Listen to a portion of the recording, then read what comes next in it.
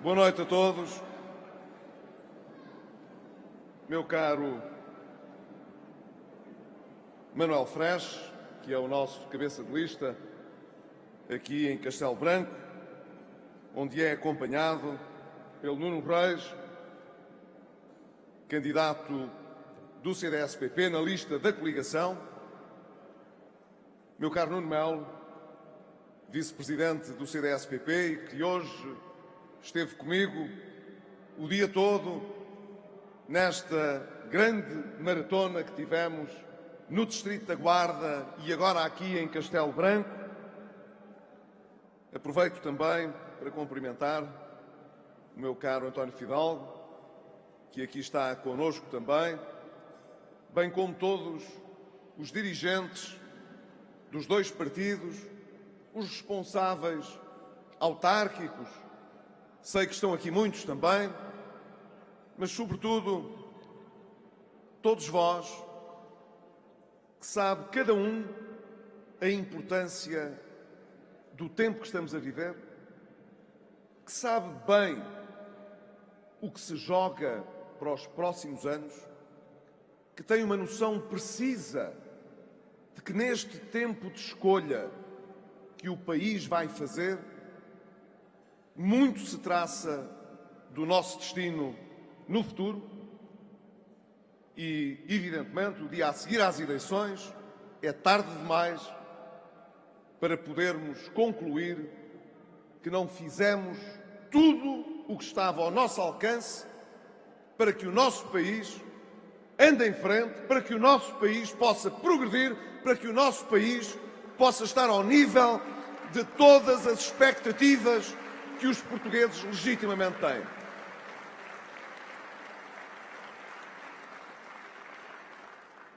Cada um aqui, cada um em Portugal, sabe que tenho liderado um governo e, portanto, uma coligação que suporta este governo, que junta o PSD e o CDS-PP, que pode hoje apresentar-se aos portugueses dizendo que tem um passado, que tem um presente, mas também tem uma visão de futuro para o país.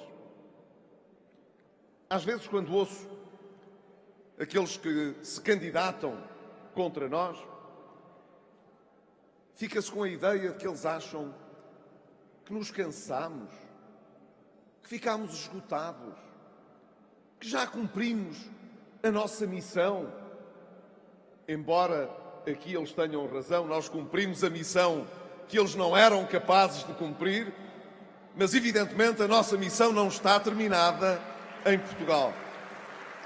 E, portanto, creio que eles se enganam. O país sabe quem lutou por Portugal nestes anos.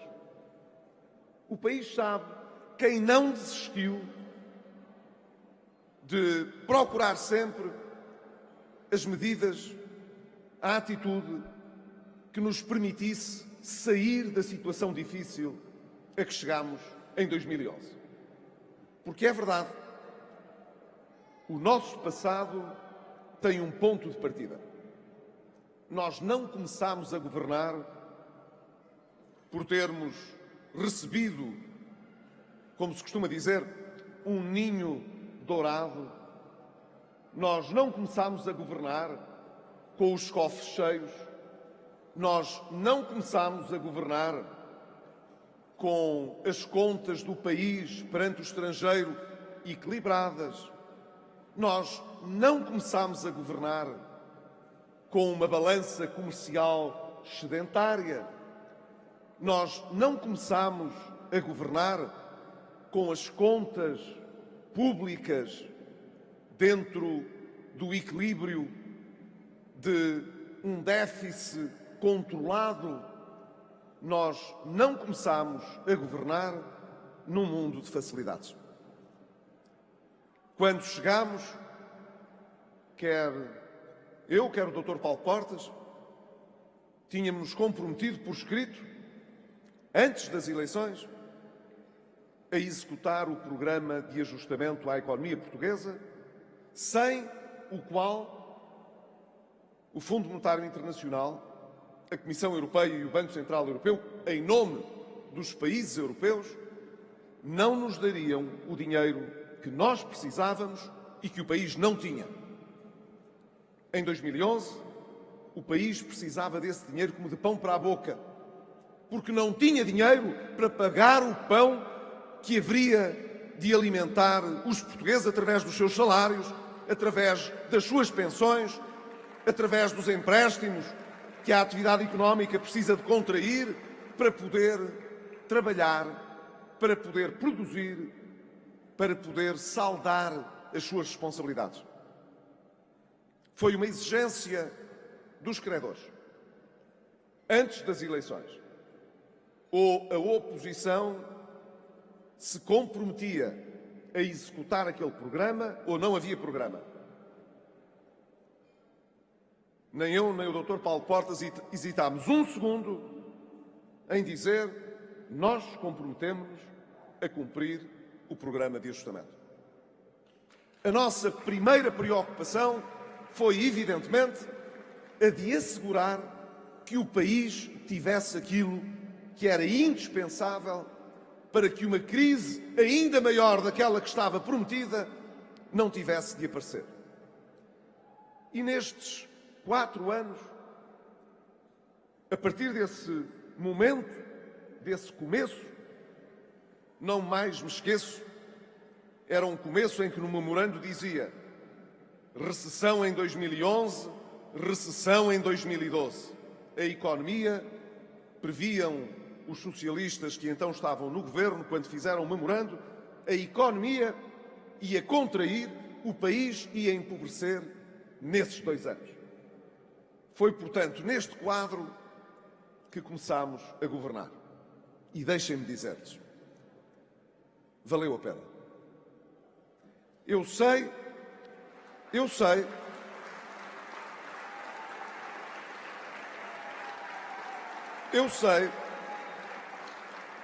que tivemos de tomar muitas medidas que, em circunstâncias normais, nenhum governo teria de tomar. E sei, portanto, que também nos custou, não foi só aos portugueses, também nos custou a nós ter de mostrar determinação para dar a cara por medidas que sabíamos que eram difíceis. Mas hoje, o que teria acontecido a Portugal se nós, por calculismo político, por uma questão de orgulho político, tivéssemos decidido não fazer o que fizemos? Durante uns anos, muitos dos nossos detratores achavam que havia outro caminho. A alternativa era apostar no crescimento. Não era a austeridade. A austeridade, portanto, era assim uma espécie de escolha malévola de quem estava no governo. Imaginem, como se houvesse algum governo que pensasse que o melhor para o seu país era adotar medidas difíceis para as pessoas. Nenhum governo gosta de tomar medidas difíceis.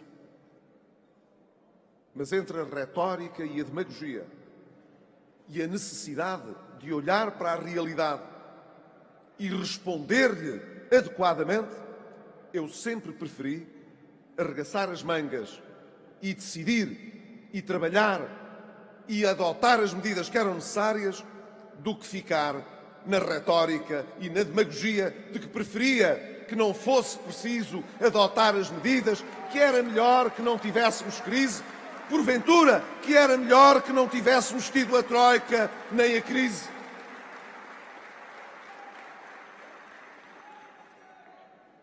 Nós, durante um certo tempo, procurámos explicar isto à oposição. Todos os 15 dias no Parlamento explicávamos à oposição: quando não há dinheiro, temos de fazer o que é preciso. Não vale a pena vir com conversa. Na Europa, todos os países que passaram por problemas orçamentais graves tomaram medidas dessas. Mesmo os socialistas. Aconteceu em França e aconteceu em Itália. Não é por acaso. Não é porque não se preocupem com as consequências das medidas. É porque a consequência de não as tomar é muito pior. E um dia veio um exemplo. Apareceu um exemplo de alguém que ganhou as eleições e governou com essa teoria. Foi na Grécia. E o que aconteceu é que, por causa dessa teoria e dessa estratégia no governo, os gregos viram-se mais gregos do que estavam antes.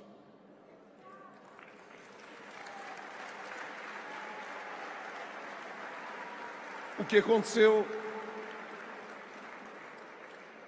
aconteceu era para mim uma evidência, embora tivesse entusiasmado vários setores da sociedade portuguesa. Houve vários que se sentiram mesmo empolgados com a mudança que poderia acontecer na Europa na consequência dessa vitória, dessa estratégia na Grécia. Demoraram bastante mais tempo a perceber qual ia ser o resultado. Quando perceberam qual ia ser o resultado, disseram que a estratégia afinal era tonta. Afinal, a estratégia na Grécia era tonta. Mas a verdade é que quando a recomendavam para Portugal, achavam que era muito boa. O que é que aconteceu na Grécia? Ao fim de 4 anos, houve 5 governos, 5 primeiros-ministros, 3 resgates e a promessa nos próximos 3 anos de ter austeridade a dobrar face àquilo que tinham antes. Não é isso que temos em Portugal e não temos isso em Portugal porque não aceitámos ter isso em Portugal, porque demos a cara pelo que era preciso fazer para que Portugal não chegasse a essa situação. E por isso hoje o nosso presente é diferente do nosso passado. Nós não estamos em recessão. Não estamos na espiral recessiva. Sim, o país tem a sua economia a crescer, tem a sua economia a gerar emprego e tem evidenciado uma determinação grande em prosseguir esse caminho. Hoje mesmo, uma agência de notação financeira entendeu melhorar a notação financeira de Portugal, dizendo justamente que em Portugal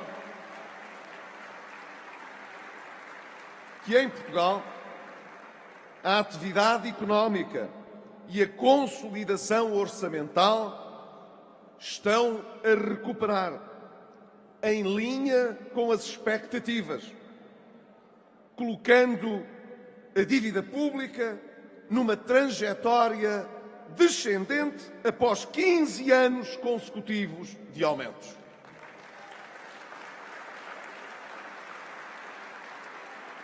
Hoje, portanto, o nosso presente não é igual ao nosso passado.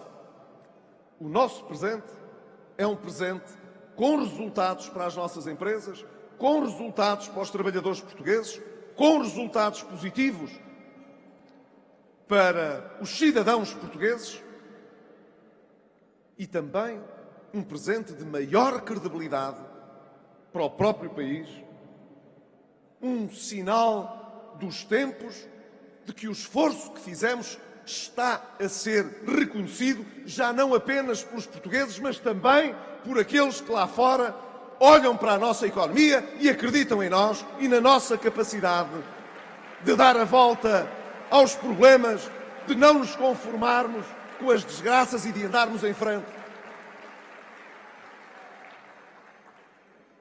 Infelizmente, no dia em que esta credibilidade é reconhecida externamente por uma agência de notação financeira, o líder do principal partido da oposição prometeu que, se não ganhasse as eleições, votaria contra o Orçamento de Estado do próximo governo.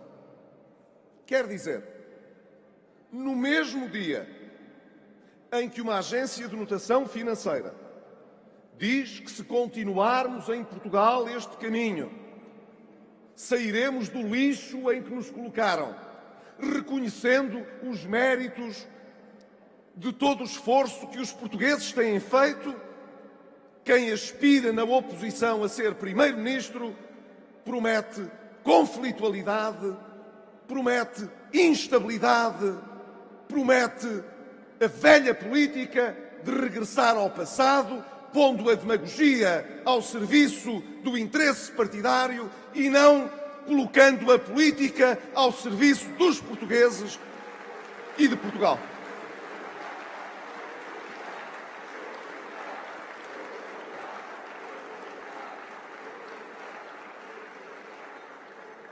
Deixem-me dizer, eu não acredito que a maioria dos socialistas se revejam nesta posição.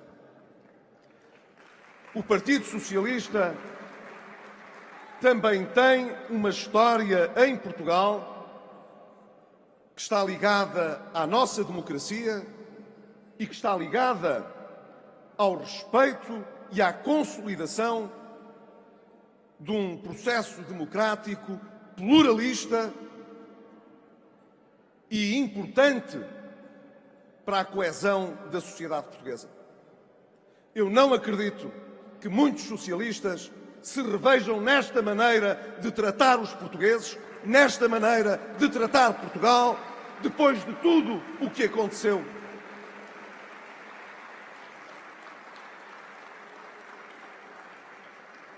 É caso para dizer, o nosso passado, felizmente, não é o mesmo que vivemos no presente.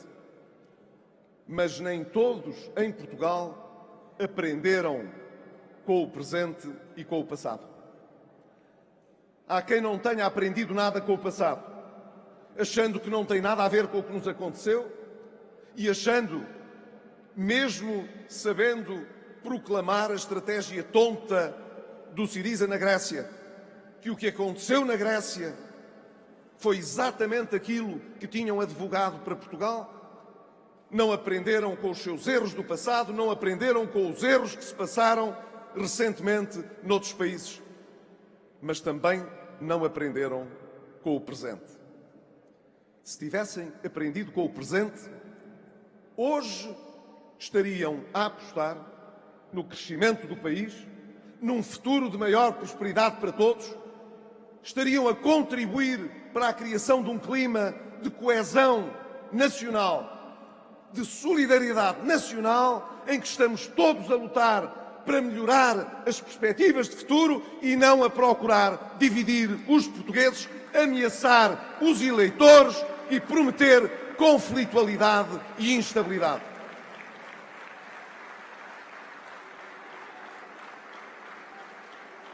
Deixem-me dizer, nós não podemos, à terça-feira, quando falamos com os empresários, dizer com ar grave que é importante acabar com a confrontação na sociedade portuguesa e garantir a estabilidade, e à sexta-feira prometer a guerra e a destruição ao país se o país não nos der aquilo que nós queremos.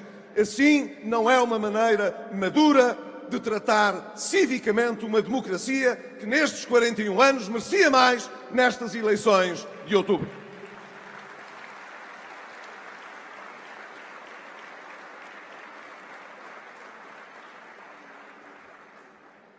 Nós hoje podemos mais em Portugal.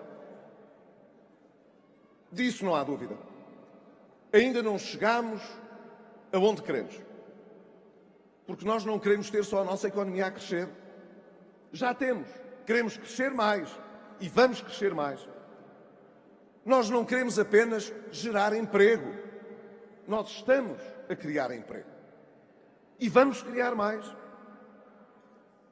Mas é importante que a economia que cresce, que as empresas que crescem, que o emprego que cresce, possa estar ao serviço de todos e não apenas de alguns. Portugal é ainda um país com muitas desigualdades. Nós sabemos, não é por causa da crise que deixámos atrás das costas. É assim há muitos anos. Em Portugal, as pessoas que vêm de ambientes mais vulneráveis,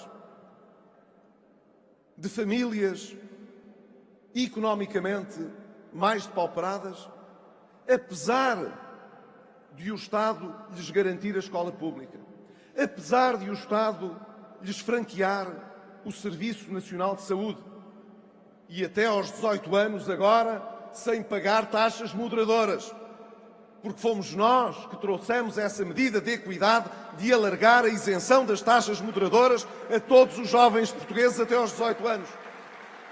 Mas, na verdade, apesar de o Estado garantir aos jovens o acesso à escola pública, à saúde pública,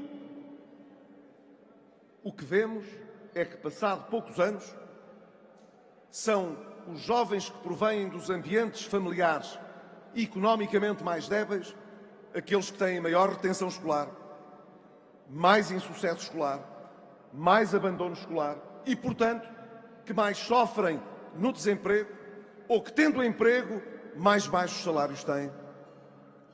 E é por isso que, ano após ano, em 41 anos de democracia, em vez de o Estado, com as suas políticas de redistribuição, estar a combater as desigualdades e a dar realmente a cada um, em função das suas capacidades e das suas circunstâncias, as melhores possibilidades e oportunidades de transformar a sua vida e, com isso, também de transformar o seu país, aquilo que se passa, no entanto, é que estas desigualdades se perpetuam, se mantêm, e esse é talvez o resultado menos tolerável numa sociedade democrática, numa sociedade adulta, numa sociedade que se quer progressista. O combate às desigualdades não pode ficar atrás do esforço que vamos ter de continuar para pôr a nossa economia a crescer e a gerar emprego. O emprego e o crescimento da economia têm de estar ao serviço do combate às desigualdades no nosso país.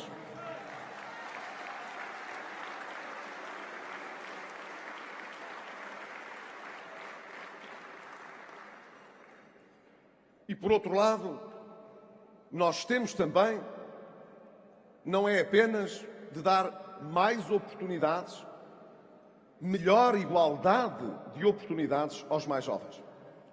Nós precisamos também de ter mais jovens do que temos, mais crianças do que temos, porque se não tivermos mais crianças e mais jovens em Portugal, não conseguiremos ter, no futuro, como queremos, uma sociedade mais dinâmica, mais pujante, um país mais ambicioso que possa crescer e sustentar as políticas sociais. Quem vive em Castelo Branco, quem vive na Guarda, sabe o que tem sido, nestes anos, últimos 10, últimos 20, últimos 30, não é só a perda de população para o litoral, é a perda de população no país que mais depressa desertifica o nosso país e isso sim empobrece o nosso território e, portanto, empobrece Portugal. Nós temos de ter também, nas nossas prioridades, um objetivo claro, que é o de inverter o envelhecimento da sociedade portuguesa e garantir um Estado, uma sociedade mais amiga das famílias, mais amiga das crianças, porque precisamos de mais crianças e de mais famílias com mais crianças no nosso país.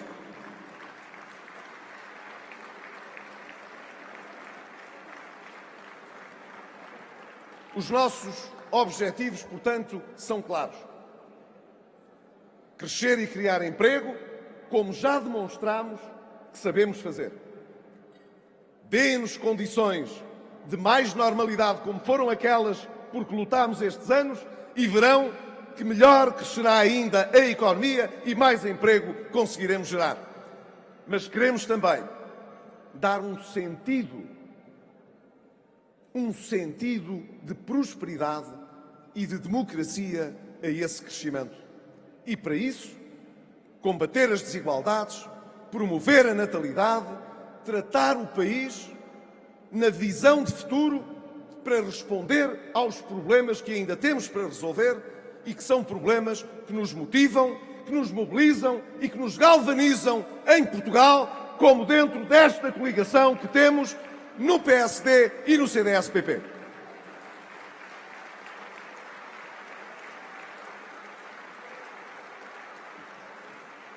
Nós iniciamos há 4 anos uma grande maratona.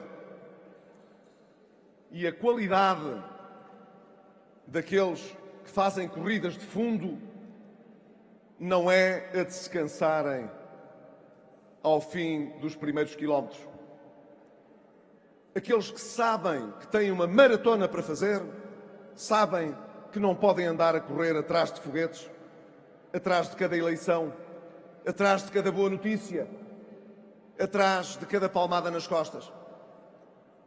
Aqueles que sabem que têm uma corrida de fundo para fazer, têm de ser determinados, têm de poupar o fogo e governar bem as suas energias para estarem sempre aonde é necessário e para chegarem ao objetivo que querem alcançar. Eu acho que está provado que os portugueses têm essa qualidade. O país bateu-se, mas bateu-se seriamente, sem a ajuda da oposição, para vencer a crise e para vencer o memorando de entendimento. Mas o país sabe que o facto de termos acabado o resgate sem ter de pedir um segundo ou um terceiro não representa a quinta essência do resultado político. Os portugueses sabem e exigem que quem quer caminhar para os próximos 4 anos viva para além do que foi a crise e a austeridade e tenha uma visão sobre o futuro do país. E até aqui, há quem só olhe para o passado e quem esteja, de facto, a olhar para o futuro com vontade de andar para a frente e de tocar os nossos problemas onde eles existirem e colocar Portugal onde ele merece estar.